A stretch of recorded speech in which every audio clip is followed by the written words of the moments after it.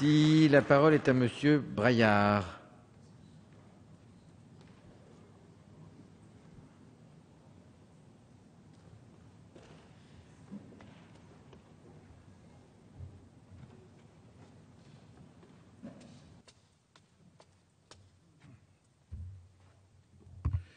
Monsieur le Président, Madame le Ministre, Monsieur le Président de la Commission, Monsieur le rapporteur, la vie nous offre parfois des petits plaisirs.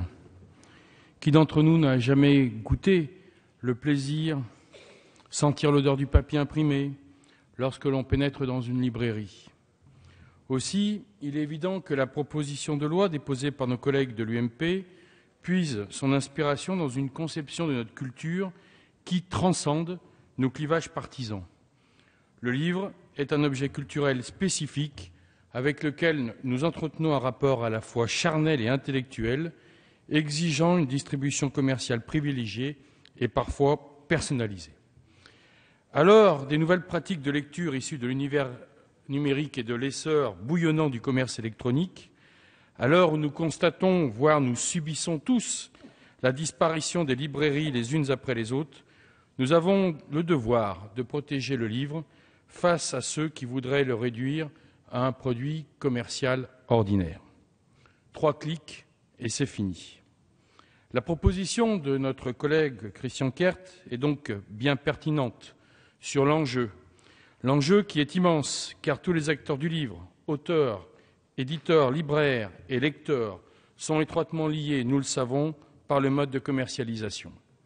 Mes chers collègues, la représentation nationale s'honore de débattre aujourd'hui de cette question qui sous-entend une certaine idée de l'humanité, de veiller à ne pas laisser la libéralisation économique digérer irrémédiablement cet outil de liberté, comme aimait à le définir Jean Guéhenno dans ses carnets du vieil écrivain. Mes chers collègues, nous avons un devoir de prudence, car nous savons qu'une nouvelle déstabilisation des librairies pourrait rapidement avoir des conséquences désastreuses sur l'ensemble de la chaîne du livre. Car moins de libraires se traduit mécaniquement par un amoindrissement de la profondeur du catalogue des éditeurs et par une réduction de l'offre aux lecteurs.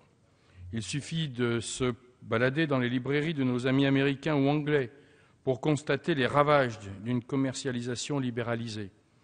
Un réseau complètement sinistré, les têtes de gondole achetées par les grands distributeurs dont l'unique objectif se résume à la vente des fameux best-sellers.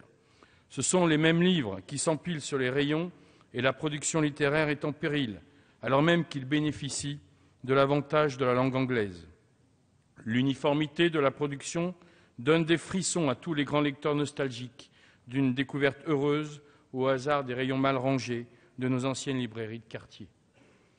La survie des librairies indépendantes et par conséquent de la diversité des auteurs dépend intimement des éditeurs indépendants ou bien des rares personnalités suffisamment fortes dans les grandes maisons d'édition pour résister à la logique financière implacable des distributeurs. La précarité économique de nos petites librairies n'est plus à démontrer, et donc la proposition de loi que nous examinons aujourd'hui nous donne l'occasion de lui permettre de lutter de façon plus équitable face aux géants de l'Internet. Nous avons eu le bonheur en France de trouver une solution pour que la concurrence sur le marché du livre ne se fasse pas sur le prix, mais sur d'autres paramètres comme le conseil au lecteur, qui reste la valeur ajoutée des libraires passionnés qui connaissent nos goûts. Cette solution, c'est le prix unique du livre, mis en place par la fameuse loi Lang de 1981, qui aujourd'hui fait l'unanimité sur tous les bancs, avec ces 2 conditions cumulatives inscrites dans son article 5. Les détaillants peuvent pratiquer des prix inférieurs au prix de vente au public mentionné à l'article 1er sur les livres édités ou importés depuis plus de 2 ans et dont le dernier approvisionnement remonte à plus de 6 mois. Aucune solde ou réduction au-delà de 5% n'est autorisée pendant 2 ans et 6 mois après le dernier réapprovisionnement. Cette double condition a permis de limiter, mais pour combien de temps encore, à la conquête irrésistible des parts de marché du livre par les commerçants en ligne qui vendent des livres comme ils vendent des chargeurs de portable. Cette double condition est d'ailleurs parfois attaquée, et nos amis de droite qui la défendent et veulent la renforcer aujourd'hui n'ont pas toujours eu cette bienveillance. Mais il n'est jamais trop tard pour bien faire.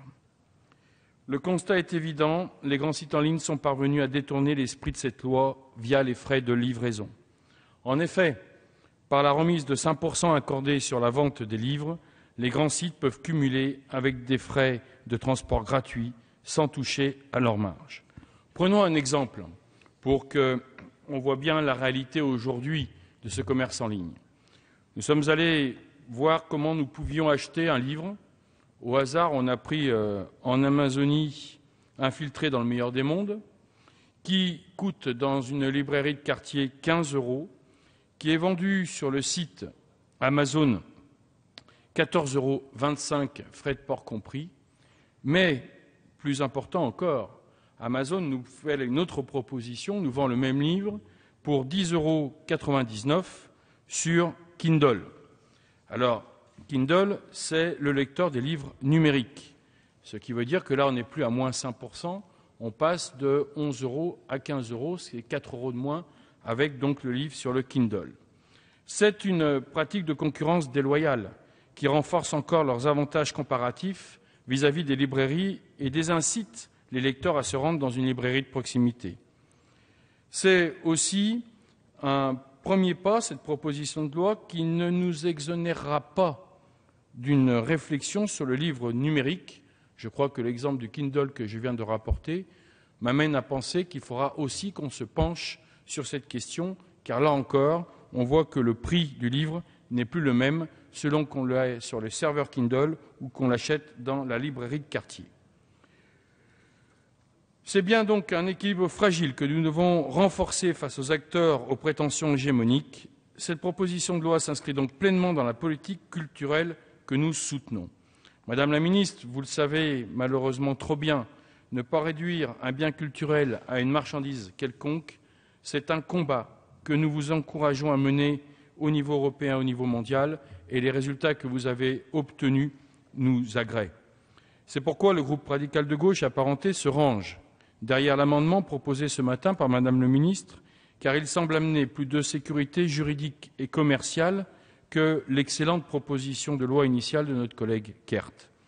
Enfin, il est bon de rappeler que notre démarche renforce, 30 ans après, la loi Lang, et de rappeler à nos concitoyens que le prix du livre n'augmentera pas à la suite de notre travail législatif.